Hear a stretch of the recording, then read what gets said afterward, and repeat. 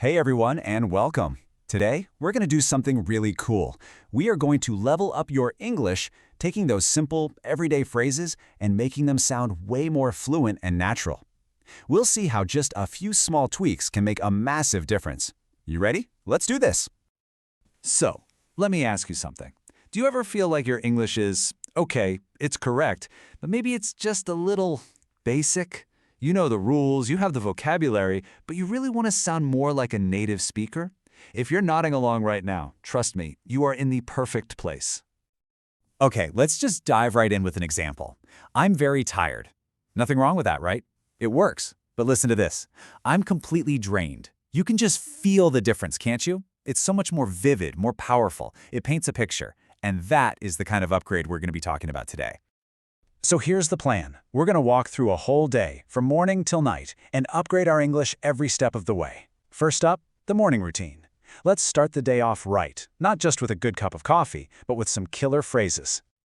Instead of just saying a basic wake up, try this classic on for size. Rise and shine. It's so much more cheerful and energetic, isn't it? It's just a really warm, friendly, and supernatural way to get someone's day started on a positive note. Now, this one is a little grammar tweak, but it's an important one. We often hear, "Did you sleep good?" But the more accurate way to say it is, "Did you sleep well?" Why?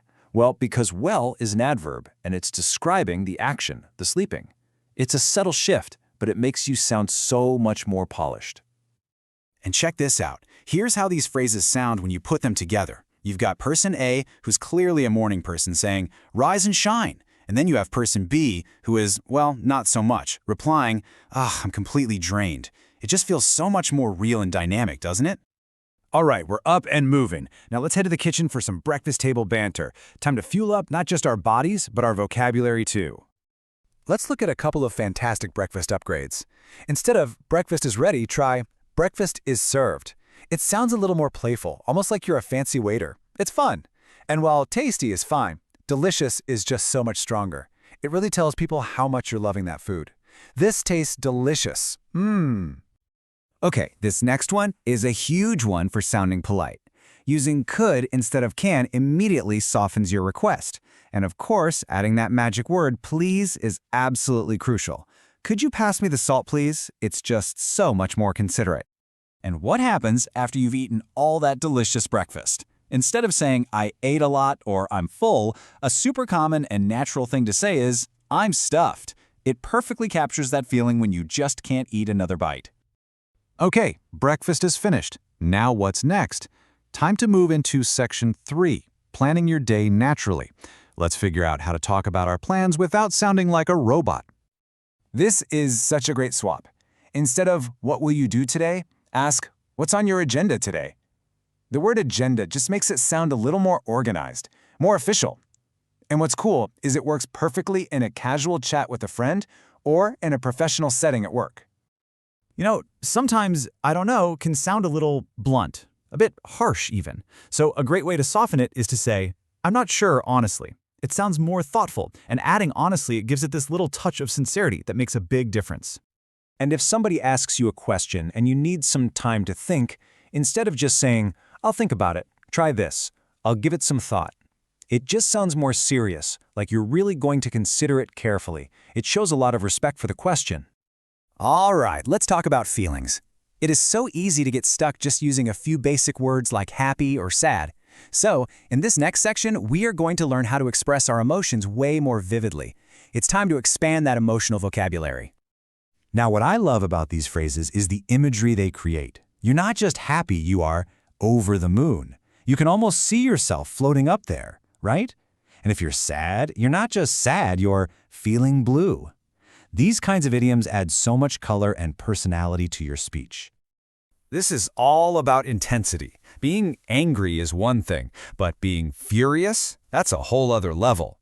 That means you are extremely angry. Using a stronger, more precise word like this really helps people understand the exact depth of your feelings.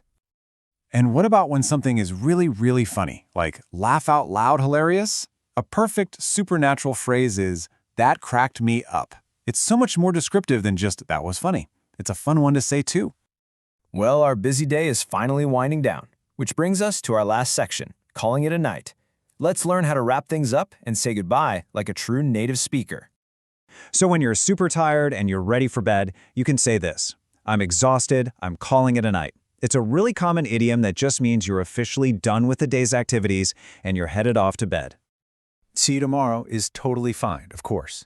But if you want a more casual, friendly way to say it, try catch you tomorrow. It has this really relaxed, easygoing vibe. It's perfect for friends or coworkers you're comfortable with.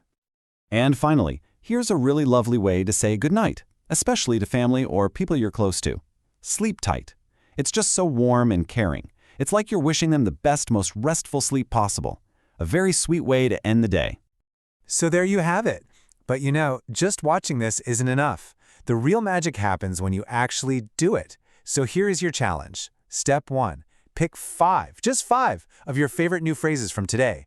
Step 2, really try to use them throughout your day. And step 3, just notice how your confidence starts to grow. You've got this. So I'll leave you with this one question. Which phrase are you going to try out first? Are you feeling completely drained? Or are you going to give it some thought? Let me know. Pick one, use it today, and start that journey to sounding more fluent. Thanks so much for hanging out with me.